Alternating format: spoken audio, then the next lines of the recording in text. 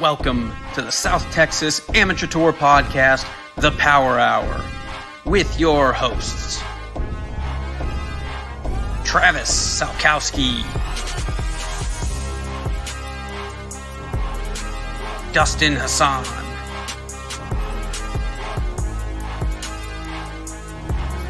Casey Graham, Jason Bird, and Michael Germanuelian.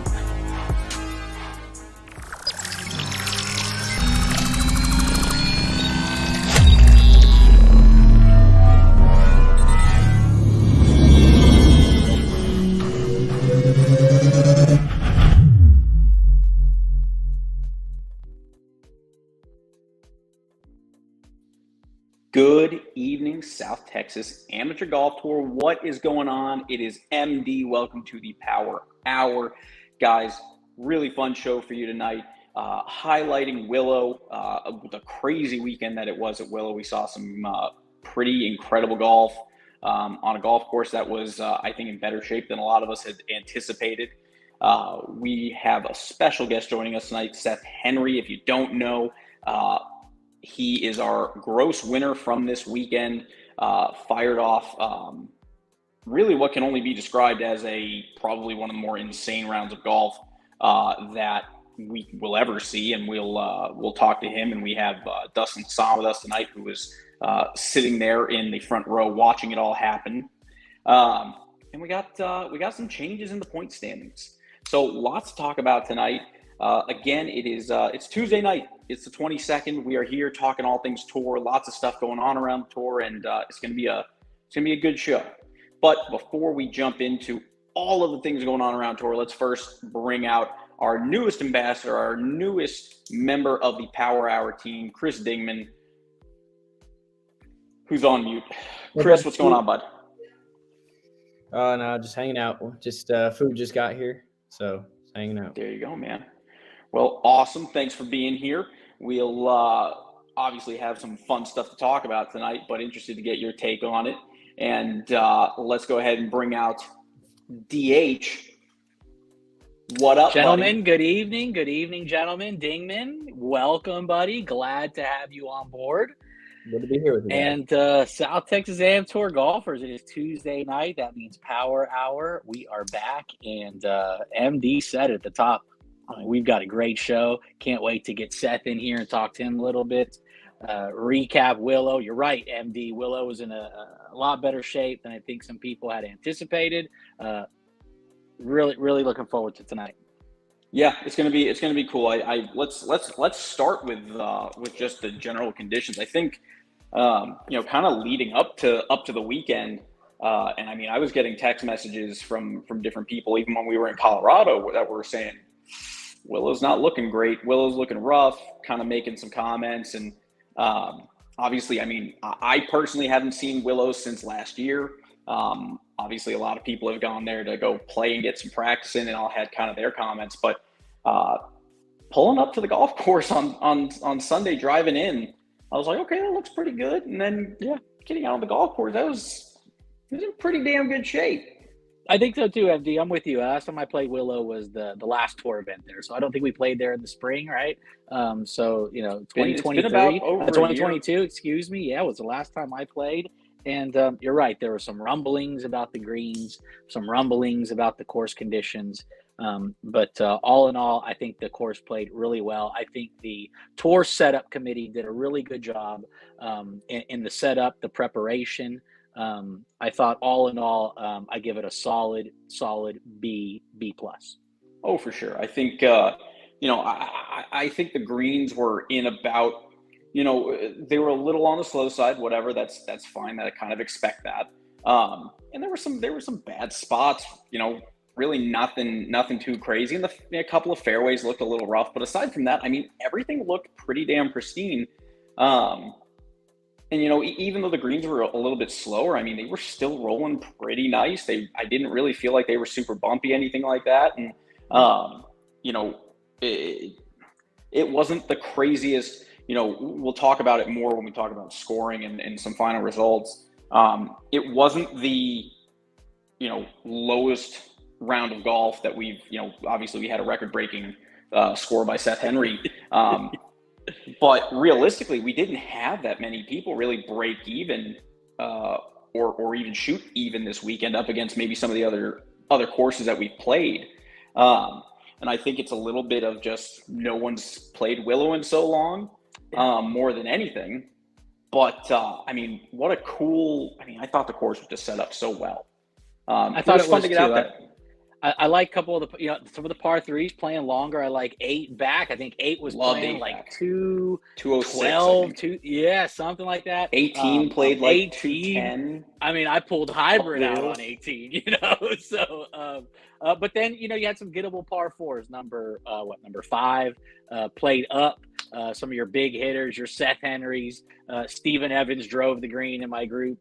15 feet for eagle, group behind us, rolling some up to the fringe. So, there's give and take, and I thought that it was a good ratio as such.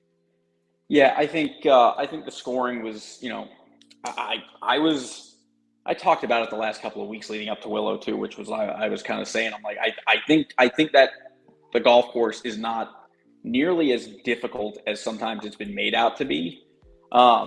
But I think because we haven't seen this golf course in so long and we're so used to, I think at this point, everyone kind of has a game plan to go out and play Mission, to go out and play Brack and all these courses. Willow and Riverside are going to be kind of the 2 wild cards over the next couple of months because we just haven't seen Willow. Especially with Riverside being brand new and all the stuff that's coming out with it. And that's model and everything like that. It's going to be, I watched, I was shown some like backstage exclusive photos the other day, and it's looking really good. Every time they post new pictures of it, it just looks so cool. It's going to be a really fun course. I'm looking forward to seeing just, how not harder necessarily, but just what that new outline kind of looks like for the course. Yeah. It'll be interesting. You think about some of the guys who have gone super low there, like, is this going to make it easier for them? Like, could we see Casey Carnes go out and, blow it out of the water? Could we see Seth Henry go out and shoot a 58? Like, yeah. I think if you could do that at, Willow, which, for playing from the tips, it was playing longer for sure. I think Riverside's a place to go get it done. So it'll be really cool once Riverside kind of gets started up for us next year. Absolutely. Yeah, and we had a mix-up, or not a mix-up, but we had a change in the flights too, which was kind of interesting. Little flip action. I love it. We went chant fourth. It was chant fourth, third, first, second. And, I cannot say enough about how – I thought pace of play was friggin' phenomenal. It was. I think we finished. We were the lead group. We could have played a little quicker, I think. We finished right around 5 hours or so, maybe 5:05. But all in all, I think pace was, you're right, really good throughout the day. I think overall, that was pretty much the average pace, right around 5 hours or so throughout the day. Yeah, we teed off at 11:30, and we played in right about 5 hours. And it was, I was really impressed with the pace. I enjoyed getting it switched up a little bit. I liked teeing off at 11:30. It sucked in the heat. That was, miserable, but we kind of always expect that. But I enjoyed being able to tee off at 11:30. I slept until 8 and then drove down into town. And, it was nice to have that little break. Well, I'll to tell relax. you, I teed off 8:15. I think by the time we teed off, they were a little behind. I think I was originally 8:05 by the time we teed off 8:15, and it was just so still at that time of the morning, and it was muggy, and I just couldn't stop the sweat. I couldn't hold on to the club for 2 holes. It seems, then a slight breeze kind of picked up. It kind of started to dry up the sweat a little bit from the hands, and then we kind of got rolling. But yeah, it was pretty brutal those first couple holes. Just because the sun's not out, middle of the day doesn't mean it can't get nasty out there. Yeah. I think I refilled my Stanley cup, like my 40-ounce cup, maybe like 7 or 8 times, and that I was getting water bottles from Trav and from Steve, Stephen Evans. And then, I had body armor and shit. I think I drank like 400 ounces, it felt like. Shout out to the South Texas Am Tour committee as well, having ice chest with water available on the course. I believe it started on number 4. Yep. Par 3, ice chest, a few cases of water there. Kind of moved that to the back as we made the group. So shout out to the committee, always kind of keeping the players in mind. Hydration is key this time of year. Before you know it, if you're not, paying attention to your liquid intake, it could really creep up on you. So shout out to the tour committee there. It really is one of those things. And honestly, as long as it stays this hot, we're always going to talk about it, which is like, you can go practice and prep for an event. The one thing that you cannot kind of slack on is showing up with something to drink and something to eat, and staying hydrated and keeping the electrolytes when you're playing. Your body, you can go practice all day and your body knows what it needs to do. Now it's, when you're on the golf course, it's keeping it in a condition where it can actually execute that shot, and it can't do it when it's when you're just sitting there just struggling to breathe. So that's huge. Love that we take care of that and bring the waters out there and all that stuff. Let's move into talking a little bit about results from the weekend. Yeah. Some cool stuff this weekend. We'll kind of run through the entire list, but we had 5 rounds, only 5 rounds played under par at Willow this weekend, which is kind of crazy. We did have 3 good par skins. And love me some par skins. No eagles on 2 though, right? No, I got waiting for that elusive eagle on 2. You know how many people came up to me and they're like, "Where was your eagle on 2? No one made eagles on 2 today. What happened?" They're like, "You were so confident." I was like, "I fucking stand by it." I'm like, I chose to play a little bit conservatively on 2. I went hybrid, topped my 5-wood 40 yards in front of me, punched my 4-iron to 120 out, and then hit my approach shot to 3 inches and made my par. I did not even attempt to make an eagle. I'm surprised. I think that's the only hole Seth didn't have an eagle or a birdie on it, felt like. No. Listen, I'm going to correct you. He did make birdie on number 2. He did. Okay. Starters around. I don't even want to get out. We'll let him talk about it later. We'll jump more into that. I got to correct you there. He did birdie number 2. I tell you what, I had more people come up to me after Willow round than I've had in my entire time doing the show and talking about tournaments and stuff.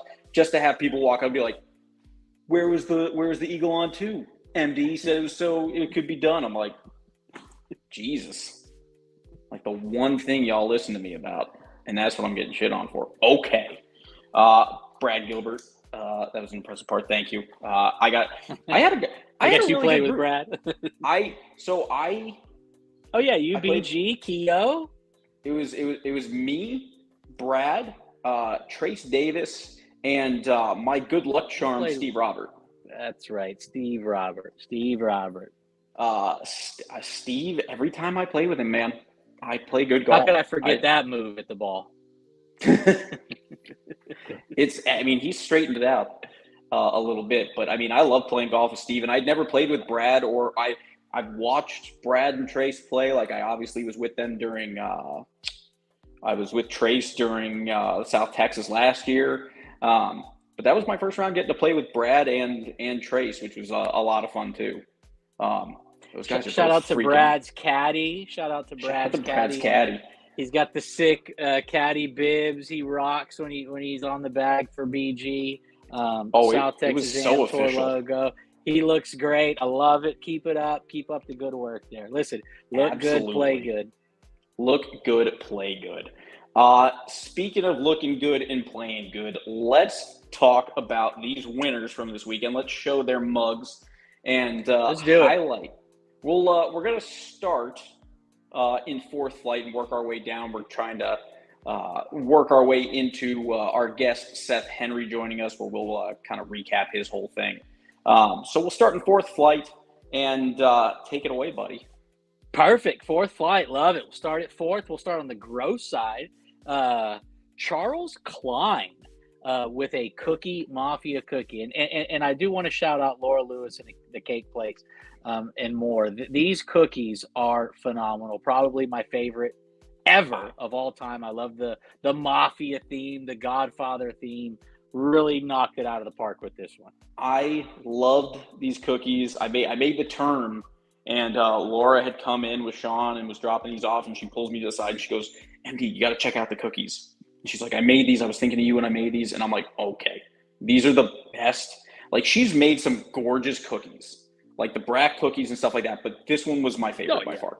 These are great. I'm biased to The Godfather. I love the movie. I think these are fantastic. So Charles Klein there, way to get it done there. Fourth flight on your gross win, joining the Cookie Mafia. On the net side, we got Jermaine Bowen collecting yet another cookie. Jermaine Bowen seems to collect cookies. He's collected several cookies this season. We'll see what that translates to in the points, later on. But Jermaine Bowen getting it done on the net side in fourth flight. Good job, Jermaine.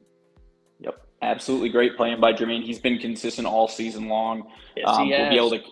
We'll hopefully see him in the top 10 here and get a little bit more attention on Jermaine and his golf.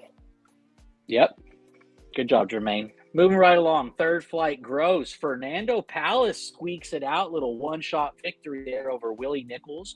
Plus 779 there. Really good job. There's Fernando sporting his cookie there right behind number 18 green there at Willow. Great job there, Fernando, on your gross win. Edging it out by one. It was close. And then on the net side, we've got Lazaro Gonzalez. Speaking about collecting cookies, Laz has been collecting cookies. We've been announcing his name on this podcast, it seems, if not every week, every other week. Every week. It's a name you're going to see up on the point list. So keep your eye out for Laz as we close out the season. I played Northern Hills this morning. He was three times behind me getting after it. I believe it. I know they like to play him, Tennyson. I know they got a little group. They play during the weeks. They keep it interesting, and the hard work's paid off. You can see he's collecting cookies there. So keep it up, Laz. Absolutely. Yep. Moving right along, we're going to go into second flight. Gross. This one was pretty cool. We had a scorecard playoff. We had a three-man scorecard playoff for gross in second flight. Rene Ubaye, Jonathan Harder, and Scotty Williams. Rene Ubaye pulled it out on the very first playoff hole. So not very suspenseful. I was waiting to get that in 3, 4, 5, 6 playoff holes.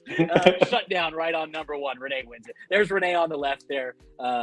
Guns and all, fully loaded. Good job, Rene. And then on the right, we got, I'm going to mess up this name, Guy Liljenwall.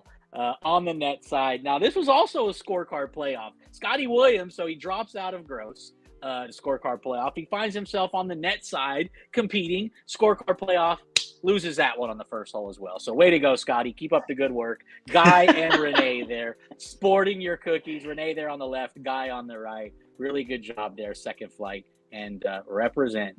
Keep it up. Great plan there. Yeah. Moving right along, first flight. You see our buddy there on your screen, top left, my man, MD went deep. -3, 69 to take home the cookie. First flight gross champion. Really, it wasn't close. Kind of ran away with it.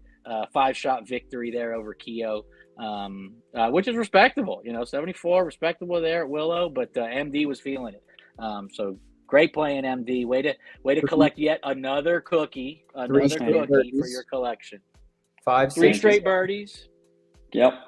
Made 5, 6, and 7. I lipped out for birdie on 3. I lipped out for birdie on 4. Lipped out for birdie on 8. And then made the turn to the back, eagle 10, and then I was relatively quiet the rest of it.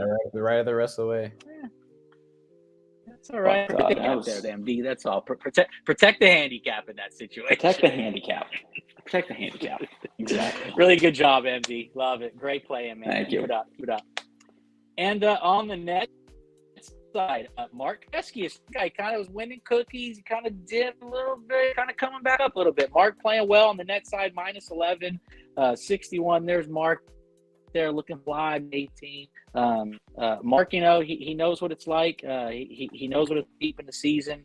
He knows what it takes. So this is where you got to peak. And looks like he's kind of found his groove. So, a few events left. We'll see how Mark closes out the season. Good job, First Flight. And then moving right along, we're going to talk about he's playing real solid. Yeah, really, that's good playing. It's good. Let's do the net side first in Champ Flight, MD, if that's okay with you. We got Jason Sandoval. Yeah, Jason Sandoval, really good score. He shot, I believe he shot 3 under gross, but he shot a 3 under. That wasn't going to get anything today. That's trash in first. That's trash in Champ Flight. That's trash in Champ Flight on Sunday at Willow. I'm sorry, but very, very good play in Sando. Good to see you back. I know you missed a couple events. Good to have you back. Winning it by 2 over Zach Johnson on the net side. So good job, Sando. But what you've all been kind of waiting to hear. The Champ Flight gross. I mean, Seth Henry lighting it up. Minus 11, 61, new tour record, South Texas Am Tour record. Beat it by 1. The previous score was 62, which was set by Casey Carnes at Riverside. That is no more. Seth Henry came to play at Willow. He brought it, and I'm excited to say I got to watch every single shot. I actually rode in the cart with him. It was so fun to watch. Him ripping off birdie after birdie. I know he's going to be on. I can't wait to hear what he says about it. Yeah, he'll be coming on here in a second. Absolutely unreal golf. I was talking to Jeremy Jaramillo, and just saying, bro, strong round, 68, great playing. 68, Jeremy. I was like, but you got lapped by 7 damn strokes. You picked the wrong day. Like, that's like, shooting 3 under, 4 under in Champ Flight was like the equivalent of shooting like a 75 or a 76 on a normal Champ Flight day. Like, that's just so unbelievable. And we will talk to Seth here in a little bit about that, and obviously talk more about that round. Before we bring him in, let's run through our top 10. Love it. So lots of changes in the top 10. We'll pull this up here and we'll kind of run through it. So take a good look. Starting number 1, stays in number 1 position. Hell yeah, Lazaro Gonzalez. Look at that winning streak up there. He's got 4 wins, and he's won 4 of his last 5. That's just playing some damn strong golf. That is showing up.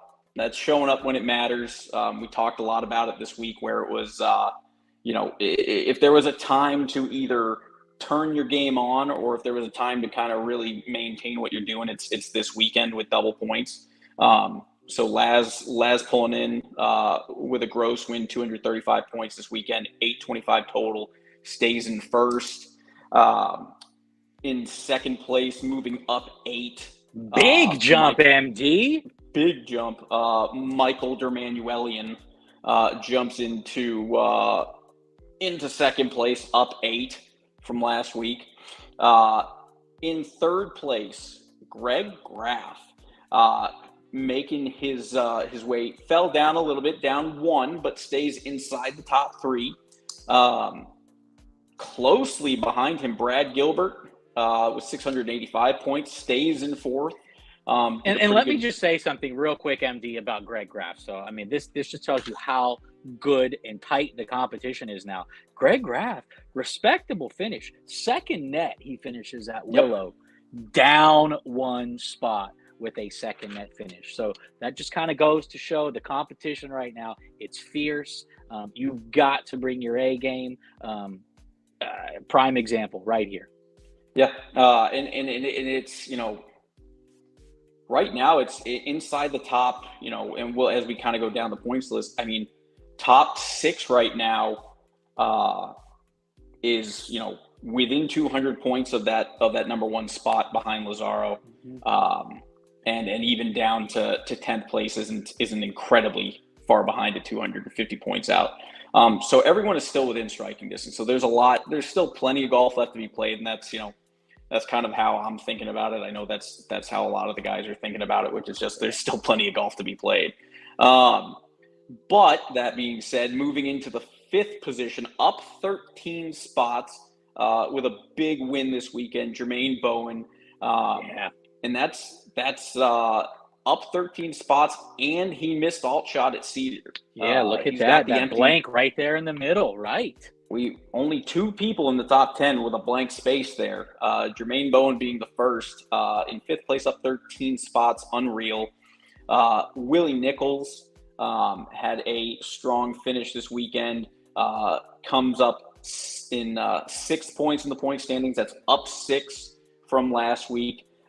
That's a huge jump, making big moves, and Willie's been there before, so he knows how to do it and how to close out a season. So he'll be someone to watch out as we go. Down 4 from last week, tied 7th, Jason Bird, 615 points. Jason, I think he shot 5 over, didn't have the weekend he wanted, but still enough to keep him inside top 10. And that is enough for Jason. He is dangerous anywhere inside the top 20, but top 10 is a scary thing there. And he is tied at 7th with Fernando Palos, who again won this weekend. Huge weekend for him. He hasn't won really any events this season except he's maybe got something done in the looks like the 2-person at Brack was his biggest points gain of the season to begin, and then plugging along with first, second net, second gross, plugging along. That's going to get you points. And then wins double points and jumps 17 spots to get tied for 7th, which is absolutely amazing. Chris Arnold, Chris goes up 1 spot. He's in 9th place, 610 points, finishing I think in 4th place for the weekend, 4th on net side, I believe. So good finish for Chris and able to move up a spot. And then rounding out the top 10, Dakota Albers dropping 2 spots, 575 points in the 10th position. So that's your top 10. We have got 3 events left. We have Mission del Lago coming up next weekend. That's 2-person. Best ball. Then we're at stroke play for Cedar on the 20th. And then we finish up September going into October with Almost Basin and the PC Open. There's still... And MD, you're talking 85 points separating 9th and 3rd, So, anything can happen there. Yeah, everyone is within striking distance. It's one of those things. I think the real big pull away is going to come. I think at Cedar. I think Mission 2-person is really just about trying to maintain a position inside the top 10. Maybe make your way up the field a little bit, but without question, Cedar is going to be a big determining factor. Whether maybe Lazaro's playing with a 200 plus cushion on the 2nd, 3rd, or 4th. Maybe we'll see some jumps, and then obviously going into play almost will be its own challenge. But you've really got 1 or 2 events to kind of generate a little bit more cushion. But it is as tight as it's going to be right now. So really cool. Definitely and mentioned, I believe those last 3 events, the 2-man mission, individual at Cedar, and the Almas PC Open are open for registration. They are. Don't wait. Sign up early. Don't find yourself on that waiting list, hoping to get that email. That you've made it in due to a withdrawal. Sign up early. They are open for registration. And don't forget, Mission del Lago is going to be a shotgun start, 8:00 shotgun start. Oh yes, that's right. Shotgun. That's great. Love it. Almost feels like Monster Day. Almost feels like Monster Day a little bit. I don't think Travis is going to have the same level of engagement from the audience that he had at Cedar when he had everyone kind of rounded up on the green. But that was once that was once in a decade. But Mission Del Lago is going to be a lot of fun. 2-person out there, then Cedar and Almost. Shotgun start at Mission is going to be really nice to be able to get out and play in the morning and have the whole afternoon. It's a Saturday event too. That's a Saturday event. That's correct. September 2nd. September 2nd at Mission, and that's going to be a lot of fun. And I mean, the month of September is going to be. I was talking to my wife about this because I was saying, well, we're going to go play Mission on the 2nd, and then on the 5th, I fly out with Micah and Scotty Williams to Missouri to go play golf for a week. And then I come back on Monday or Tuesday, and then that weekend we're at Cedar, and then another week and a half later we're back at Almost finishing up the season. It's going to be a quick September, I feel like. Almost is September 30th, October 1st. Yep. So get signed up for these events. Definitely take advantage. I know that especially like looking at like Almost and stuff like that, it's going to be a limited field. So we're going to want to make sure that you get signed up quick. At this point in the game, every point matters. If you learned one thing from this weekend is that no one is truly out of it yet. One win can easily jump you up some big spots.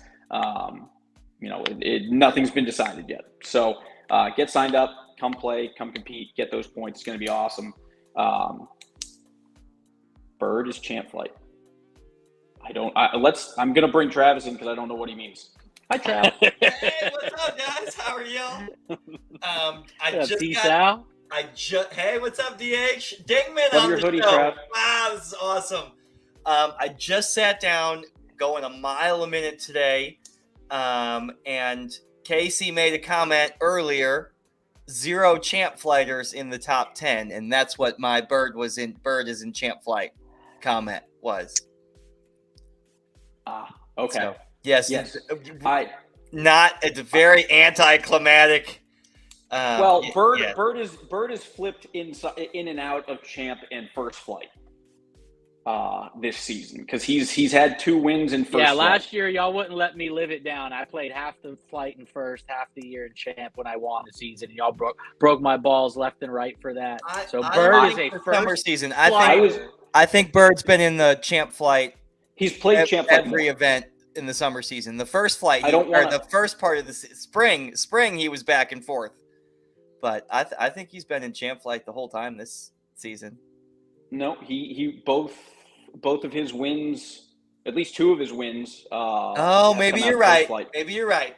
Because he won first flight, at Brack, and then he won first. Yeah, Brack was a stupid strong field. You're correct. Yeah, you're correct. I'm sorry, I jumped in the middle of the show and I disrupted everything. I'm so sorry. What's up, back and forth? What's going on, buddy? Yeah, the hoodie. Good call. I know, right? Now I'm even more upset that Dustin didn't wear his. I wore the same hoodie. I told MD I was wearing the same. Sabrina and I were driving back from running around, and I was watching the show in the truck on the way, and I'm like, wearing the same hoodie as MD.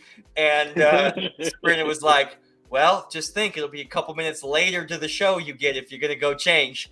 So here I am. It felt good to wear a hoodie today. It rained. How cool was that? It did not rain. I haven't seen that in a while. Well, Trav, we've gone through, we've highlighted our winners. We talked about Willow.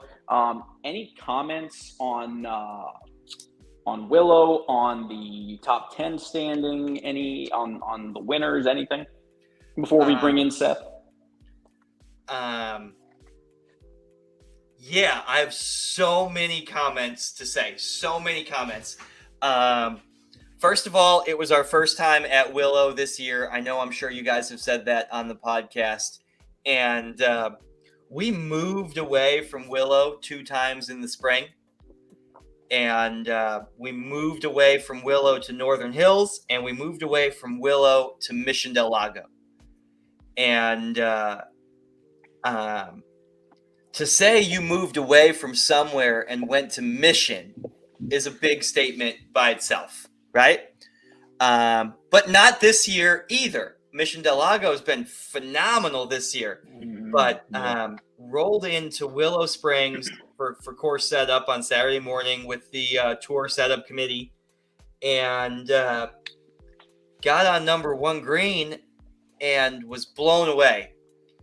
And I met the new superintendent at Willow this weekend. His name is Tony, and if first impressions tell you everything, that dude is going to be awesome for Willow Springs. The trail got a good guy there, I think, and really good passion, knows what's going on. Really, really happy with Willow, but continued to be blown away by the transformation from where it was 3 or 4 months ago when we're moving away, because it's, not great might be an understatement, and just blown away by the golf course conditions, blown away by the staff. The course manager there, Taylor, is awesome. Staff was great.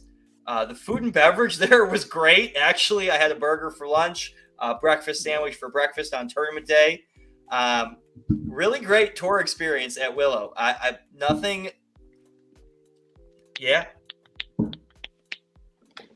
Yeah, I mean, I think in general, and I think everyone can kind of agree that the overall experience here was pretty phenomenal.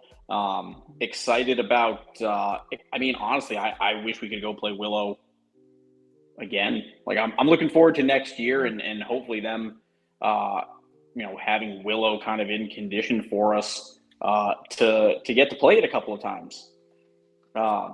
I agree completely. I might be slightly biased, but I know you like Willow. I love Willow too. I played Willow a lot early in my trail career. Early on, I played Willow a ton, and it's long from back there. And I know the goal was to set it up a little bit more challenging. I mean, if there's a stretch run, we're in it. So earn it a little bit. That's the attitude that the setup committee had a little bit at Willow today. But also picking the best turf conditions, and there were definitely spots that were marked on the greens, but tried to keep the holes away from those as much as possible. But again, I loved Willow. I loved it. I thought the green speed was perfect. I thought the hole locations, the turf grass around the hole locations produced great rolls. And I mean, listen, Seth was 11 deep. They had to be rolling okay. Yeah. Something had to be working out there. I mean, we'll bring Seth on here in a minute, but I also have to think at that point, it's just like, it's out of body. Like, it's just an out of body. I'm just letting it just blows my mind. Like, I got to 5 under at one point, and I'm sitting there like, well, this is horrifying. Like, it's like, how do I not fuck this whole day? I was talking with MD a little bit earlier in the day when we were talking about this tonight's show, and it's such a cool Tuesday. Like, it's such a cool Tuesday. Dingman's on the show. We're coming off an awesome weekend at Willow. Seth is going to be on the show. 2024 schedule got finalized today with the trail division, and Ahsoka premieres today. It's just this amazing Tuesday. I actually told Dustin that this may be the best Tuesday of all time. I don't know. Well, let's go ahead and I'm going to jump off. I'm going to be in the background. I want to give some screen for Seth here. But can we do Big Seth and 3 Little Us? Yes, okay. Yes. Yeah, perfect. So I'm gonna bring Seth on. before we do that, I just want to pull this up here real quick, and we'll look more at it here as we go. It's a lot of goddamn circles. I'll tell you what. I've looked at thousands of scorecards this year. Right, put that into perspective. I've looked at thousands of scorecards this year. Thousands and thousands and tens of thousands of scorecards in the tour career. And never has a scorecard produced as many questions as I have right now about this one. There's just so many. Let's get those questions answered. Joining us, Seth Henry, just unbelievable golf. And let's bring him on and let's go. Seth, you out there, buddy? There we go. There he is. What's up? Hey, what is going on, buddy? Welcome to the show. Thank you for having me. Thank you for having me. Well, okay, I'll start, and then I'm going to kick it over to Dingman to kind of lead this because he is truly the third-party interviewer here, and I think we have such a cool take. First and foremost, congratulations, Seth Henry, everybody. 61 in a STX Am Tour stroke play event, August 20th at Willow Springs Golf Course, part of the Alamo City Golf Trail division of the STX Am Tour. This was summer event number 6, and it was the 8:05 tee time, if we're getting down to the specifics of what we're here to talk about. This is such a cool Mr. 61. I love that. I think that's great. I want everybody to know that there's 2 ways that could be on there. MD could have slid that in from the back, or Seth could have typed that in when he logged on. We'll never know. Never know. Yeah, you'll never know. But we have such a cool perspective tonight. With Seth on. Seth shot 33-28-61 this past Sunday. Dustin is with us on the podcast as usual. He played in that group, so he got to watch it. I rode with him. He was in the cart. I was trying not to have my bullshit affect him. That's all. So he was in the cart. MD was a couple flights behind, watching the whole thing. Red numbers most of the day himself. I'm starting at this time as Seth is on 14-15. As this is starting to become a storyline, I'm starting and marshaling and kind of watching from afar, but starting to get excited. Casey's texting me from the group behind Seth, like, Trav, do you know what is going on right now? So it's like this everything is starting to build, and we know the end of the story. My first question for you, Seth, when we get into this here, I hope I set the stage good enough. Dustin, is there anything that you want to add to that stage setting?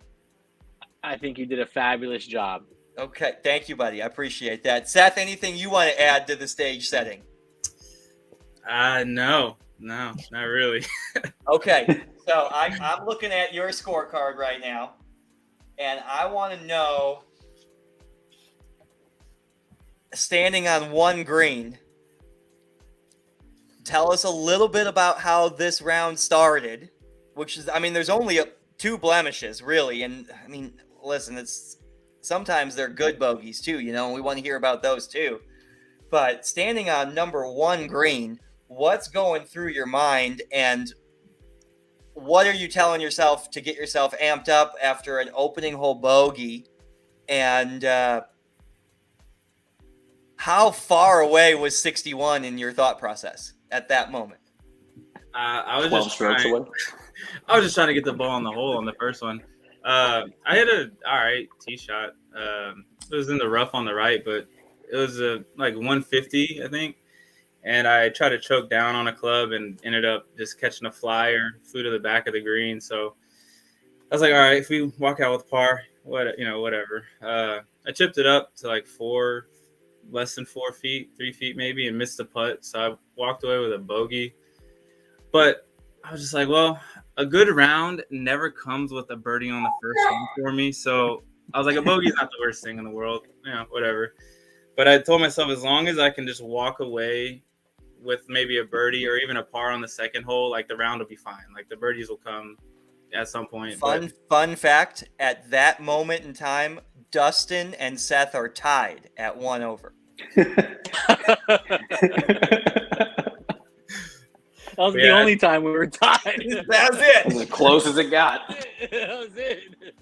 But yeah, man, that second hole, I was just like, dude, just hit it in the fairway. Don't hit it in the water, and don't hit it way right in the trees. Like, just get something in play, and then just walk away with a par. Like, that's all I was hoping for. And I figured if I made it through 1 over through the first two, I'm good. Like, whatever. One bogey's not gonna for sure, right? Yep. But yeah, that was not an ideal start, but obviously it got a little better from there. So right. Birdie on 2, bounce back birdie, par on 3, and through the first 3 holes, even par. Are you looking at the leaderboard right there? I didn't look at the leaderboard one time. I told myself I just wanted to kind of go out and have fun, not really take it too serious. Because realistically, man, I hit balls one time. Well, I played 9 holes with Trevor Bailey the day before just to kind of get a feel of the course. But outside of that, I hit balls one day out of the week, and it was a terrible range session. I just kind of walked off, and I was like, well, whatever happens on Sunday happens. It was just kind of one of those situations. But I've been playing pretty good golf, so I wasn't too worried about actually having to try to perform. I figured the game was going to kind of do it for me at some point. I was just trying to get a couple birdies throughout the day, and whatever the score was at the end of the day it was what it was. And then there was a little birdie tear in the middle. I saw the shot on 4. Yeah. Tell us what that was. What was the yardage? What was the club? Par 3, hole number 4. It was I think it was like 164, maybe. It was about 164. Yeah, something like that. It was a little downwind for us. That hole is like my arch enemy. I always hit it like past the bunker on the left in the rough. So I was like, dude, just get something somewhere. I don't care if it's deep on the green, short of the green, just get it straight, because that rough tears me up every time. But I just hit a high 9 and kind of let the wind take it and left it, I don't know, 3 feet, maybe 4 feet. Same club you hit on number 1? The what? Same club you hit on number 1, hey? Yep. Okay. Yep. Couple feet, tap, kick in, birdie. Yeah. Basically what it was. Okay. And then 5 and 6. Walk us through 5. Do you hit driver on 5? Oh, absolutely. I was going for the green, and honestly, so I hit my drive left at that big tree, like right half of that big tree, but it's kind of a blessing in disguise because had I hit it straight, it was going to be over the green. So it kind of worked out in my favor. Dustin Hassan, can you tell us the yardage of hole number 5-ish, plus or minus from that front? It was playing, I think 324 to the front of the green, maybe. And I think it was 328 to the pin. And that's a touch into the wind at that time. It was very still. We were playing. It was a breath back into it. There's Casey. 313 to the front edge. 313, yeah. I smoked it pretty good, kind of on a low trajectory, but had it stayed straight, it was probably bouncing to the back of the green. But yeah, it left me like a, I don't know, 40-yard chip shot and knocked it, I don't know, 3-4 feet uphill, right to left, which was all of the putts I had for birdie today. So right edge, inside right edge. Yep. And once I made that one, I was like, okay, we got something back, right? And then coming up on the par 5, normally it's like 75% chance I'm making a birdie or better on that hole. But I was just trying to get a birdie back, just push myself, up to a lower score. But I was really going for trying to get an eagle on that hole because I had maybe 190 out. And so I was like, well, if I can get it within like 15 feet, I feel like I have a pretty good chance at making it at that point, and just missed it. Made an easy birdie. So at that point I was like, okay, if you can just finish out like with a couple pars, like we're good. We'll keep pushing on the backside. But let's rewind to hole number 2. Is that birdie tap-in birdie as well? No. I think I had probably like less than 20 feet. Okay, so good putt there. Okay. Yeah, it was like where the flag was what, like back right. Yeah, I hit it to the center of the green, about 20 feet or so. Steven Evans was in that group as well. Who was the fourth in your group? There was a new gentleman, Austin. I can't recall the last name. Yeah, I don't remember the last name. And he's like, I'm not coming back. This is bullshit. Welcome to the tour. Here's a 61. Sacristi, Austin Sacristi? Yeah, I don't know if I'm saying that right or not, but okay. Dustin, Seth, bogey's the first hole. Then is 3 under through 6. What are your thoughts on what you've seen so far? We know Steven Evans is watching. He can chime in as well too, Steven. We'd love to put your comments in there as well. I'll say, he was so calm and collected the entire round, and really he didn't realize what was kind of going on from the outside until kind of the back 9. He's stringing all these putts together, and then it's like, man, something really special is happening. But as it's happening, I mean, honestly, he was so cool. He didn't get rattled. To say he handled shooting 11 under with such grace, I mean, is an understatement. It really is. Golf's easy when you put it to like 4 feet most of the time, Yeah. That's my new quote. Definitely. I still nestle from 4 feet. That's what I do. Yeah. But Steven's right. I mean, it was like watching Tiger Woods' video game. I mean, it was that freaking good. That may be the coolest compliment ever. Like coming from Steven Evans, that watching you is like watching a video game. That's a really cool compliment, actually. Dang, what do you got for Seth on the first 6 holes? First 6 holes. All right, I'm looking at your scorecard right now. So I heard 7, 3-putt bogey on 7. Walk me through 7. Oh, we're on 6. I'm just kidding. Sorry. Oh, you're good. We're jumping on. He doesn't want to talk about those first 6 holes anymore. Let's get it. Yeah, perfect. Walk me through, closed. I love it. Walk me through 7. I know 7 can play a little bit difficult, especially being a little bit further back. You got a little bit more wiggle room and some other stuff come into play. So talk me through that one. The funniest thing is 7 to me is the easiest hole on the course, only because, I hit it pretty far, but I can hit a cut pretty well. So like going over those trees, like that kind of fits into what I can do pretty well. And normally on a good day, I'm probably like, 70 yards from where a typical pin location is, maybe 80. But on that hole, just trying to just pop one out there and hoping that it stays in the fairway. Feeling good all of a sudden. Yeah. 3 in a row, feeling good. I was setting up for like I'm driving the green kind of swing, and I hit it pure. It just stayed dead straight through the fairway, and I was like, oh no, this is probably going under the fence, but I don't know if it hit the fence or what, but it stayed, probably 5-10 yards from the fence line. I don't know if it hit the fence and bounced back, but I had enough room to get like a punch shot up to the green. Punched it, 30 feet past the hole.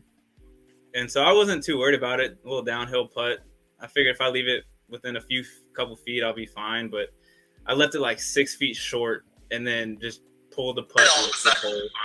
And I was just like, all right, well, that was kind of a fluke, if you will. A little hiccup. Yeah, I walked away with a bogey, and I was like, dude, I don't ever bogey this hole. Like, what are you doing? This was a dumb bogey, if you will, if you ever had one. But it was just kind of one of those things. I overestimated, I guess, how fast the greens were, and just I guess baby went down the hill, and it just didn't even come close to getting around the pin. Yeah, I just missed a putt from there. You're just trying to sneak away with par and got a little too get out. Yeah. Snuck away par on hole number 8, easy par. Easy. That hole was, I think that one was like slightly into the wind. It was playing like 212, I think. 205, 206. That front hole location there doesn't give you any room to work either. That right bunker is right there. And I feel like that first bounce is like crucial too. At 10 o'clock. Like it's just hard, firm left. Yeah. That was so I hit a 6 iron there, which is like 195 for me, just on like a stock shot. But it being slightly into the wind, I pulled 6, but I was trying to hit kind of like a low draw, and just if it landed short of the green and ran up, that was fine. But I ended up just pulling the heck out of it, and it landed on the left hillside.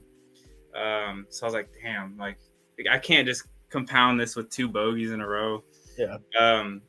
But from the hillside, I had an uphill like wedge shot, and I knew I could get some spin on it, and I was just hoping I kept it within like 3 feet of the hole, and stuck it to like a foot maybe, and just a little tap in par. So a little faith was regained on that hole, even though I didn't put myself in the best situation off the tee shot. So then we move on to 9. We squeeze out birdie on 9. Is this kind of an easier, depending on where that pin is on 9? Yeah, that tee shot sets up good for you too. And where the tee box is, right? Yeah, so that's like the same kind of mentality as number 7.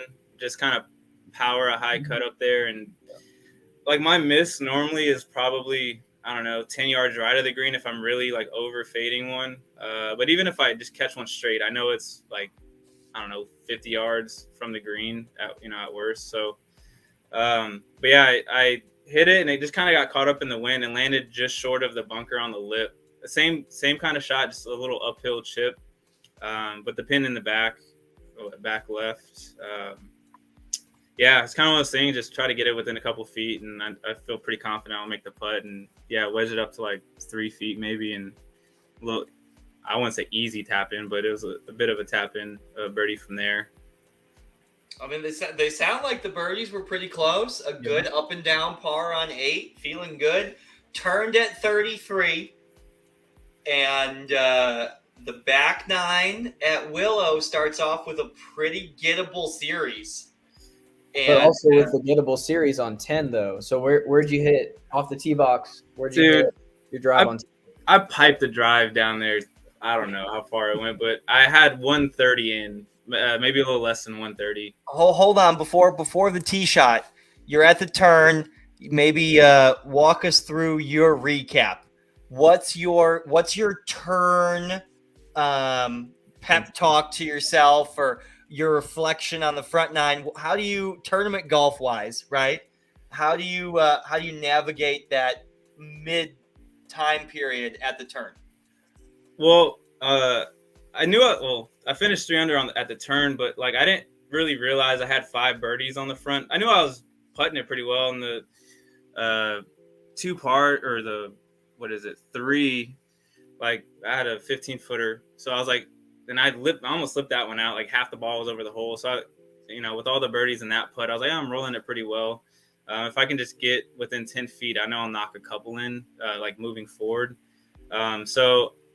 And in that situation, I was like, try to press a little bit, try to get a few birdies when you can, especially on the par 5. Like those should be birdie holes, with the potential eagle on 10, because that's a bit of a shorter par 5 for me. But yeah, just don't put yourself in a bad situation, but also try to press a little bit and try to make a couple birdies. So you're thinking keep the pedal down, right? You're thinking let's go get it. Okay. Yeah, because a lot of the tee shots on the back 9, I mean, they're minus 10. A lot of them are pretty, they're straight away. So there's really not much trouble you can get yourself in, unless you're really just off your game with the driver off the tee. That's what I do when I'm playing well and in tournament mode like that is keep the energy level up, keep going, keep that skip in the step, and it's a good strategy. Well, it works. If you're not scoreboard watching either, I mean, I'll tell you, I constantly on the days where I have a good round of golf, one of the first things I'm thinking about is I'm playing really good, which means there's got to be 2 or 3 other people out there that are playing as good as I feel right now. You're exactly right. If you're not watching the scoreboard, it's on you to keep the energy up for you and you alone. Yeah, that's a good point. Yeah, so making the turn, finishing 3 under, I figured someone else was probably going to have a similar score. And maybe if, with a good round, they're probably 4 under through the first 9. So I was like, well, if you're trying to win it, which I mean, I'm not trying to go there to lose, just like anyone, you want to have a good round. But I was like, well, if someone's probably like kind of neck and neck with me right now. So I was just trying to squeak out some birdies, or that was the goal, at least squeak out some birdies when I could. But yeah, the drive, piped one down there, 130. I'm like, okay, I have a legitimate shot at put one close, make an eagle. Man, when you talk, and it's funny because I was telling Dustin, I had almost drove the green on number 10 before, and I walked away with par. I was like literally 20 yards from the flag and walked away with par. And I told him that story right before we walked up to the tee box. And so when I was in the fairway, man, I chunked my 52-degree wedge like 20, maybe not, 20 yards short of the green. And I was like, dude, no, not again. But then I just I wedged one up probably about 6-7 feet maybe, and was just kind of hoping and praying that it went in, because I would have hated solid recovery after that. Knocked it up there, buried the putt, center cut. I mean, solid. Yeah, so I was my hope and prayer was answered with making that 4 on number 10. Yeah. And then 11. So we get over to 11. I've got that is playing like almost 160 here on the scorecard. What are you thinking on 11? That was a tricky little hole location too, kind of up on that plateau in the back. I like that. Yeah, that was a tough little pin. I liked it. Yeah. I want to say we had I don't think we had much wind on that hole, but I was just trying to hit it to the center because I prefer, as most people do, an uphill putt. So I hit a 9. Kind of towed it a little bit, but it was kind of tracking on the flag. And I was like, well, at least it's online, So when it landed, it was pretty close, but I didn't really know how close it was. But it was probably about 4 feet short of the flag, maybe 5 at most. Straight up the hill, inside right.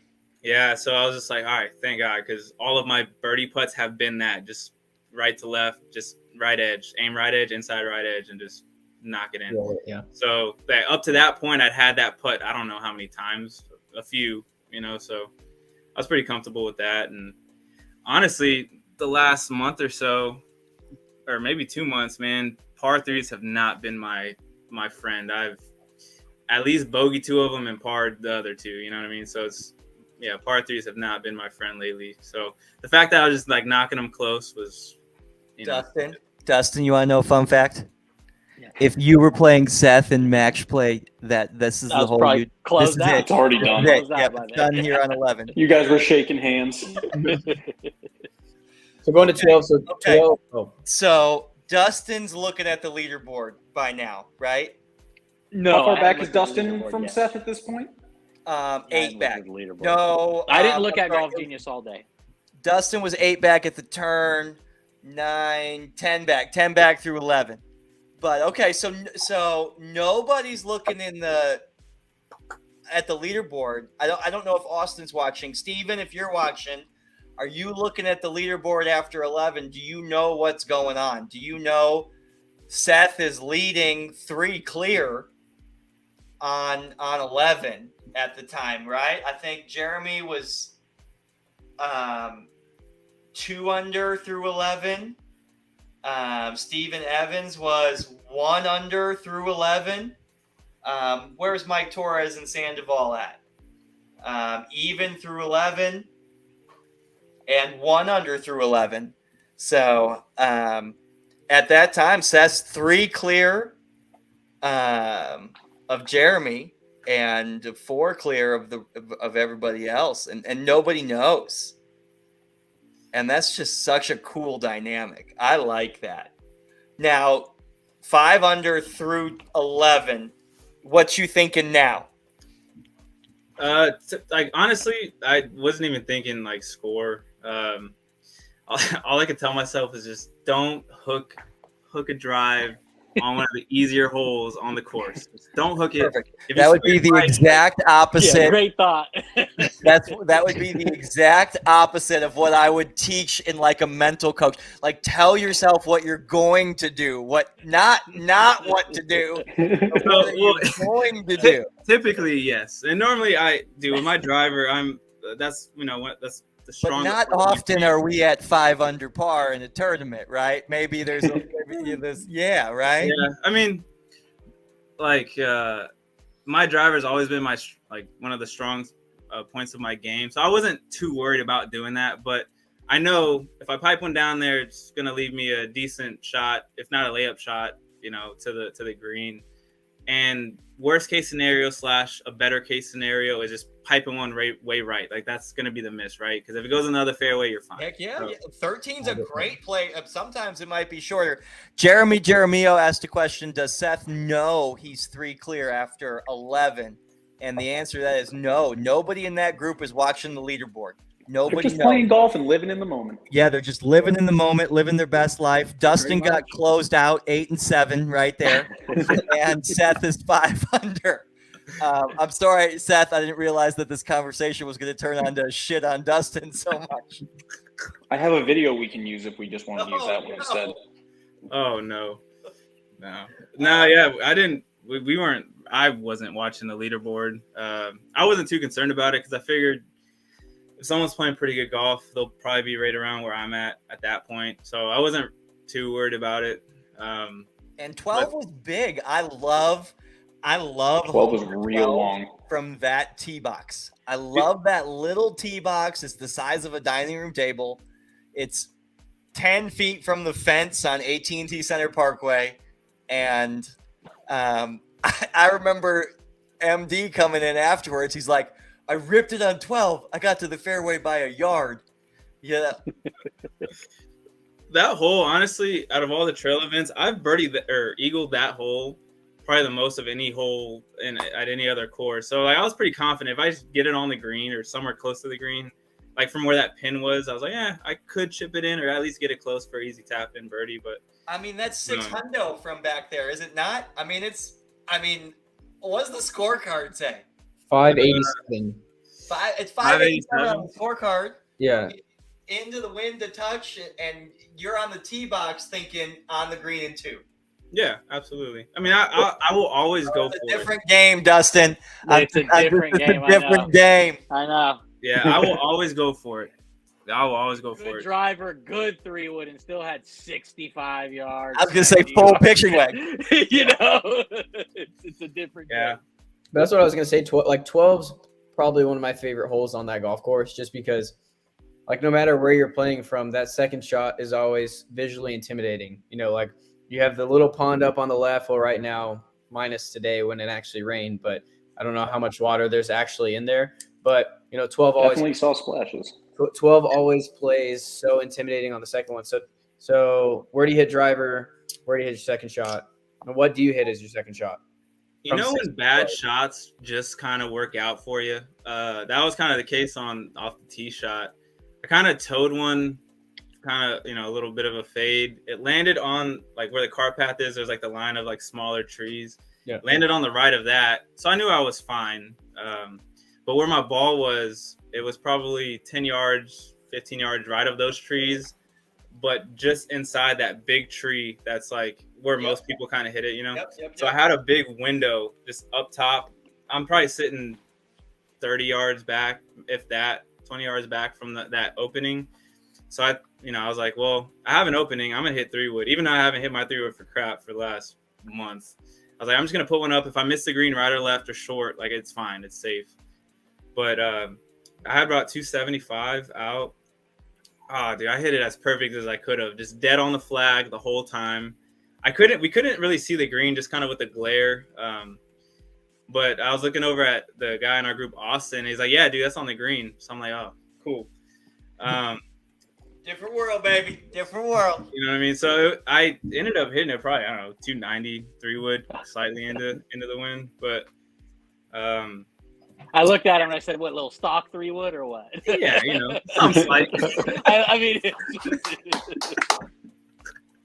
something stock. And how far does that put us, from the pin on the green? I don't know, 20 feet, maybe 20, less than 25. It wasn't like terribly far. It's probably about 20 feet, maybe a little more.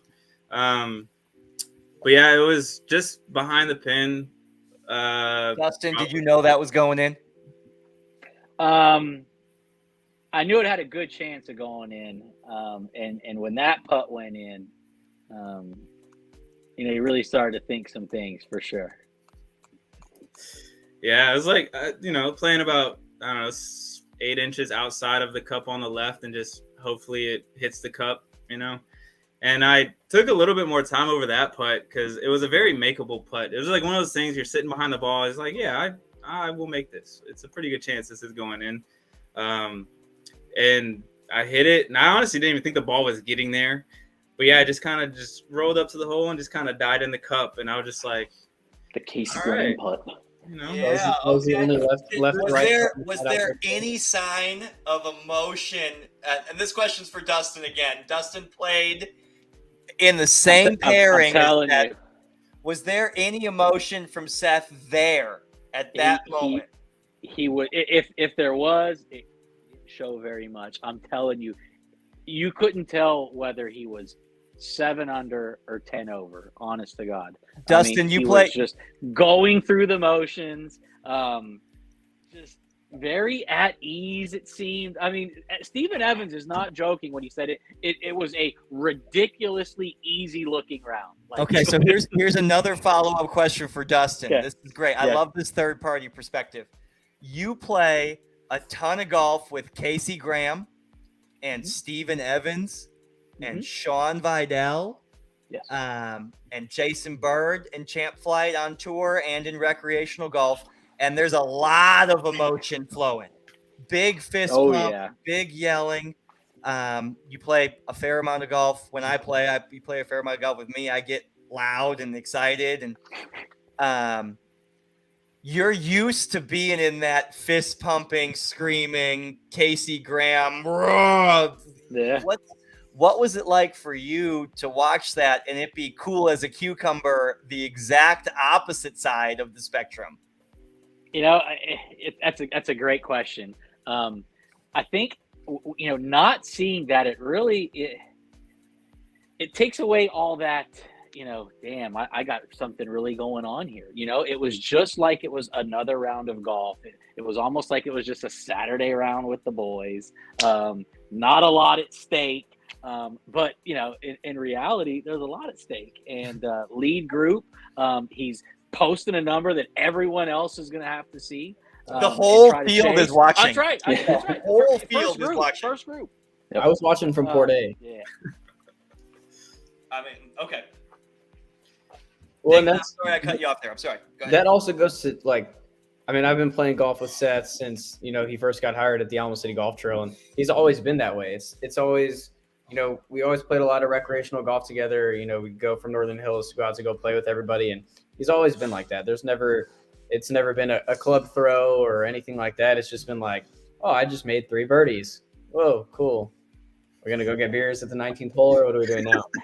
And, so that's kind of like that. That's the cool part in it too. But then again, now you look at it, you go birdie, birdie, birdie, eagle, squeeze out a par on 13. Dude, that par on 13, oh my God, I wanted that one back so bad. I hit it as good as I could have on a putt, and it kind of just didn't break. You know what I mean? It was just like one of those, you hit it on the line you needed to, and then it just didn't move. So I just rolled it just past the left edge, and I was like, God, that would have been pretty cool if that one fell in, Yeah, but it was just one of those things. If they go in, they go in. When I was talking on the phone with Dustin this morning, we were talking about the show, and he described your round as he shot 61 and left a bunch out there. Yeah, I mean, honestly, what is it? So that's 3? one of them. That's one of them there. 3, I half the ball in the cup kind of thing, where it just kind of rolled over the edge of the hole. Like that was one I was like, well, that kind of should have probably went in. And then, and then obviously the 2 bogeys shouldn't have happened, but it's golf, it happens. Sure. But then again, like one of the shots I would take back is number 10, chunking it out of the perfect situation to go for eagle. It's like, all right, whatever. But yeah, and that par on 13 was kind of like,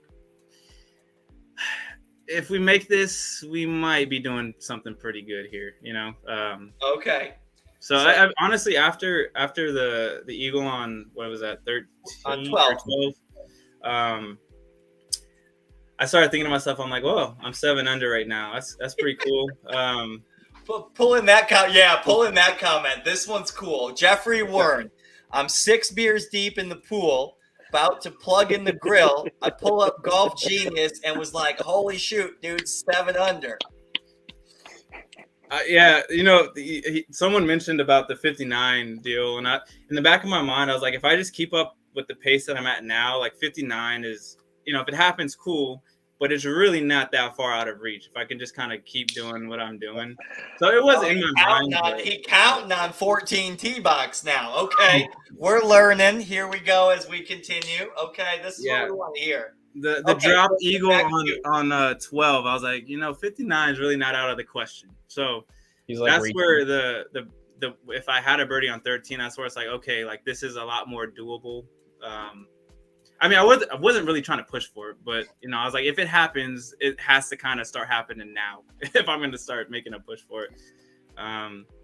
But then 14, another decently easy hole because I can kind of just rip it hard, and if it fades, it's in the middle of the fairway. Hit a good tee shot. I had 127 in, maybe a little down breeze. Knocked it to about 4 feet right of the cup. I would like to let our viewers know at home, if you haven't played Willow, hole number 14 is a hard golf hole. Okay, everybody, 450, dogleg right par 4, around a pond, into the wind, to a 2-tier green with bunkers on both sides. It is not an easy hole. Okay, Seth, back to you. Go ahead. I'm sorry. Well, if you can cut the corner, it's not a hard hole. Well, yeah, like cutting. Obviously, if you overcook one right, you're dealing with the water. So that was kind of in the back of my mind. I'm like, all right, if it stays straight, you're in the rough, maybe close to the tree through the fairway. But with kind of where the wind was, I didn't really see that being that much of a problem. But I hit a good tee shot just over that tree left of the cart path at the end of the beginning of the fairway. And yeah, it got up there and it was about 127, slightly downwind. And I was like, all right, dude, just try to put one within 10 feet and hit a good one. And it kind of bounced a little left and just kind of stopped. And so when I walked up, I'm like, damn, this is 4 feet. The same putt I've had the last, I don't know how many holes. Uphill, right to left. Yeah, uphill, right to left. Yeah. And yeah, when that one went in, I was like, okay, you better not mess this up.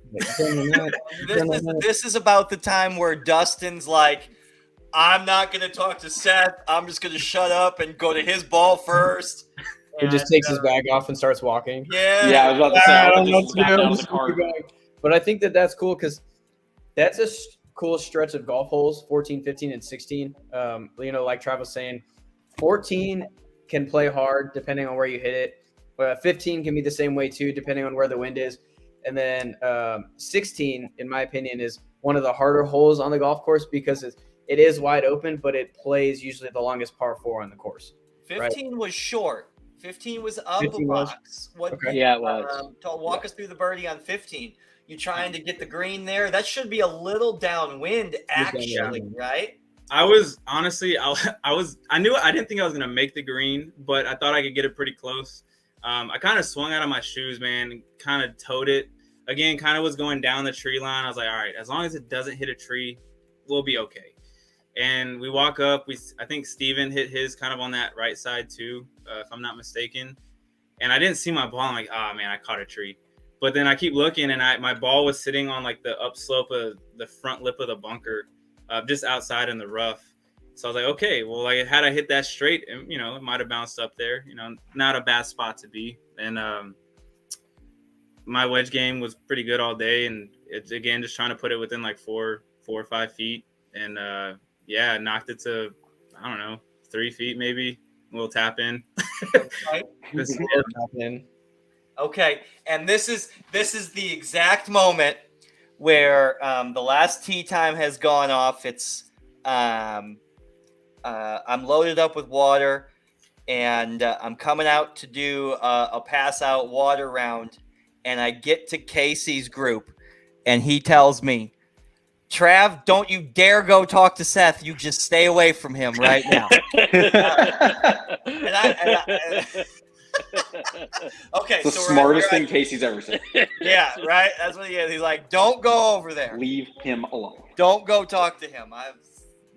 So 16 tee box. So hold on. So we go to, so we're what, 7 under in the last. 9 under at this. No, but in the last. Oh, okay. Yeah, 9 under total. In the last stretch of 8 holes, coming on. So, I just talked about 16 always playing longer. That makes it a little bit harder on that hole.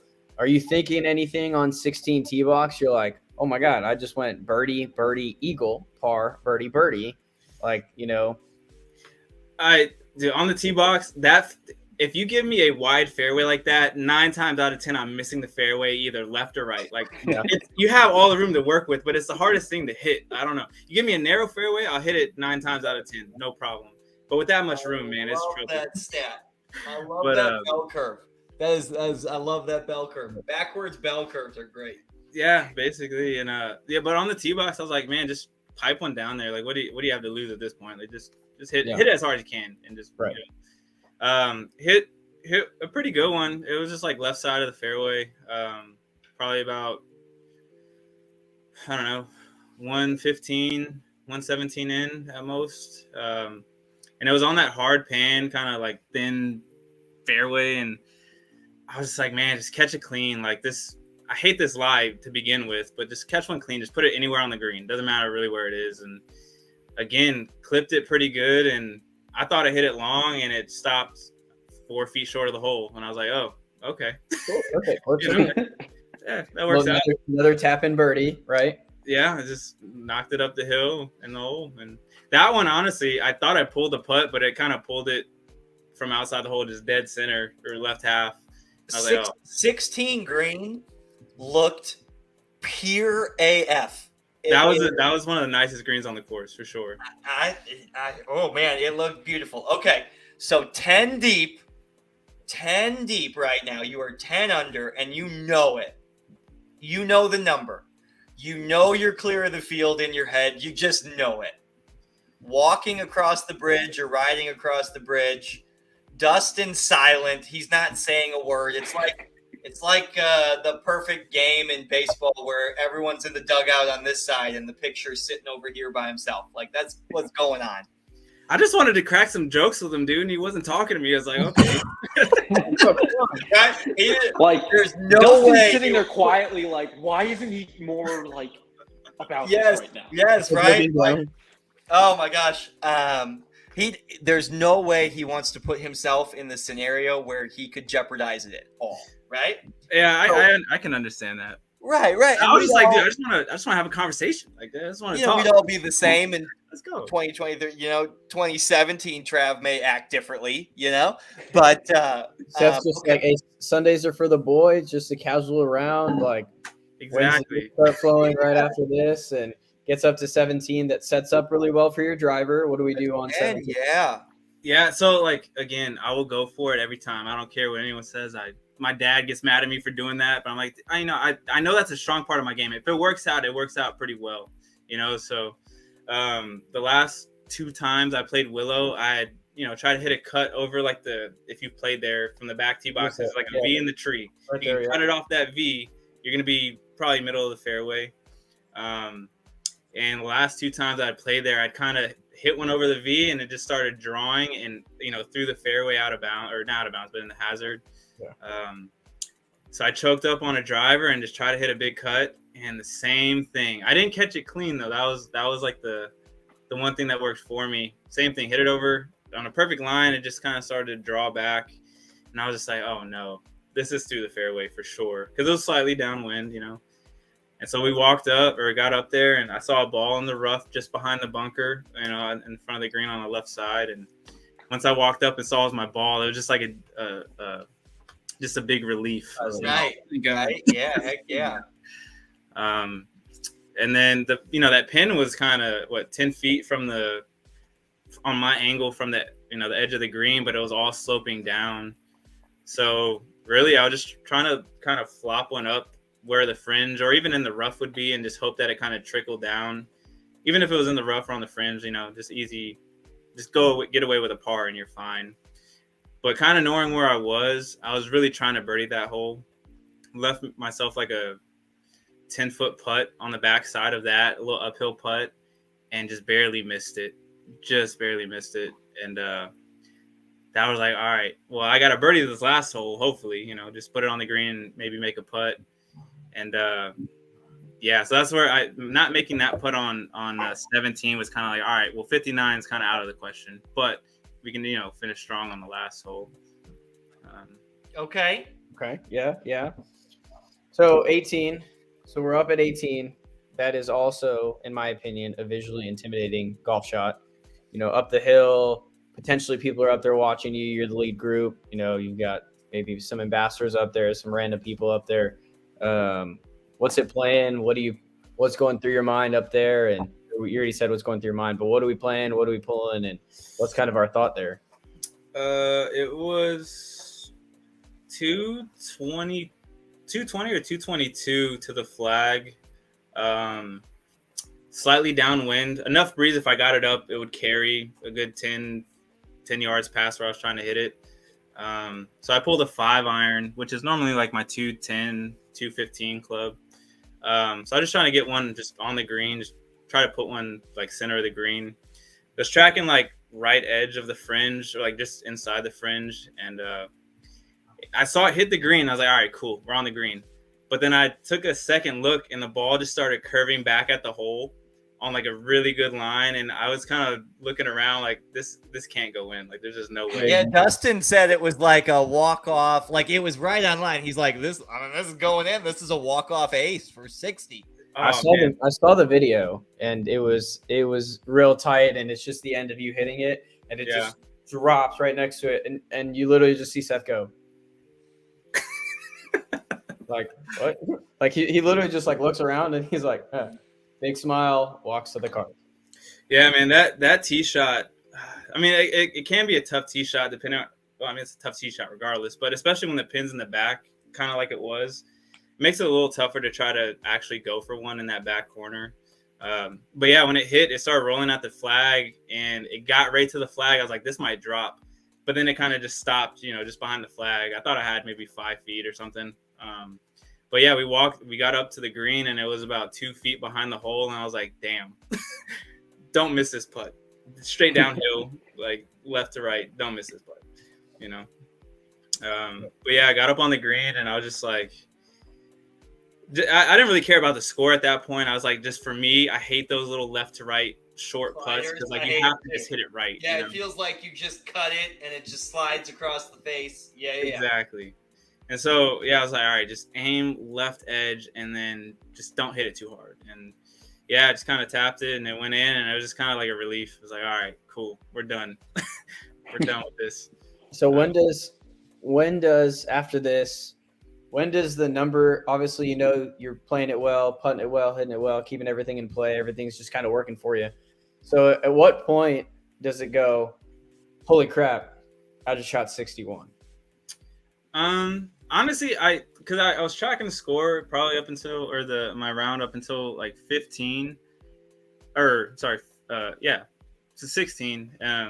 And so I kind of knew where I was, but then when I got up to 18, I didn't really think about like, all right, if I make this putt, I'm going to be at this number, because I knew 59 was out of the question. So I was like, all right, whatever, just finish the round, 59s or nothing, right?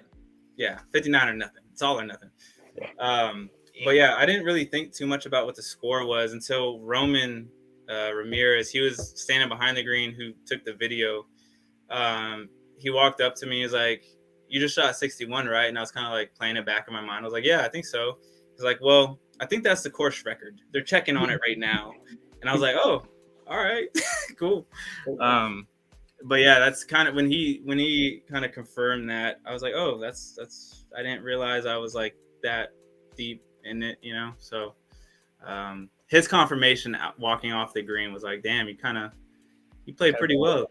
Yeah, and this is a carded 61 in a South Texas Tour event, and it is officially the lowest gross score ever shot in the 12 years of the South Texas Amateur Golf Tour and the Alamo City Golf Trail Tour. Yeah, that is the scoring record. 61 by Seth Henry at Willow Springs, beating out a 62 by Casey Carnes at Riverside, who beat out Luke Legrand's 63 at Brackenridge Park.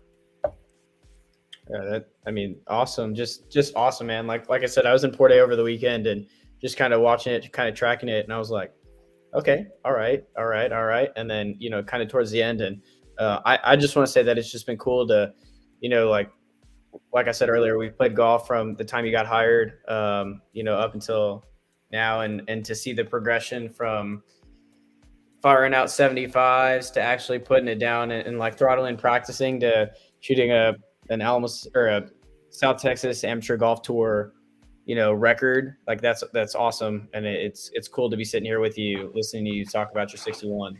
And it just be. Yeah, buddy. Thanks for joining us so much. Congratulations. 61, lowest gross round in tour history. We don't know officially if it was the course record at Willow yet. There's tons of comments coming through right now about the course record. We don't know officially if it was the course record.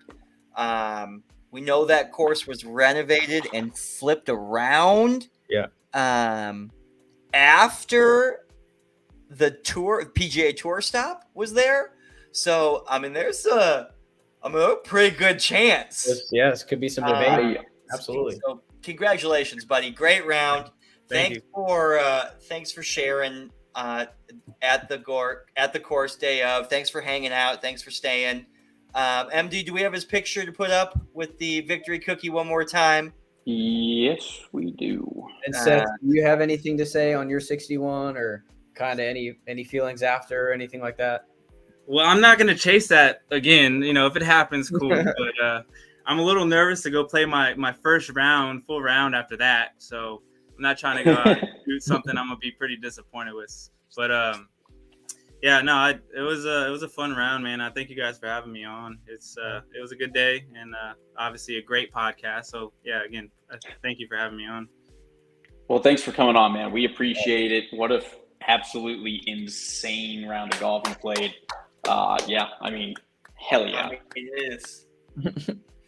But thank you for coming on, man. We'll post those videos we have on the Facebook page and all that stuff. I know we didn't have it up here, but we'll have those posted. And are we going to see you at any of the last couple of events here to finish up the year? Yeah, that was my next question. What's the AM Tour schedule look like now? I'm trying to play in that 2-man at Mission, man. And then I want to try to make it out to the Cedar event because I love Cedar, but I'm going to be in Colorado. So if by chance I get back before that day, then I will play. But that one's kind of up in the air right now. But I will try to play in the 2-man at Mission. And then, obviously the last round at Almost. Yep, the 2-day 36-hole, the major. Yeah, it's perfect. And who knows, that good there coming off this win, that's going to sneak you into the playoffs and all of a sudden bombing it, another big stick in champ flight to start the playoffs. That's awesome. Congratulations, buddy. Congratulations. I appreciate it. Coming on. Thank you. Have a good night, bud. Yeah, you too. Y'all have a good one. Thanks. Well, guys, Can we say, oh my God, 61? 61. And I think it's one thing to go shoot, 61, just joking around here, but to do it in tournament setting play in a course that stretches out longer and y'all set it up to be what it is. It's you can't. Just remember, there's just not enough to look at there and be like, how is that possible? There's so much going on in that moment, and I don't know how Dustin did anything. Yeah. I know I'd be like zoned. I just would start walking. Like if he's there, I don't want to ruin any of that or, anything like that.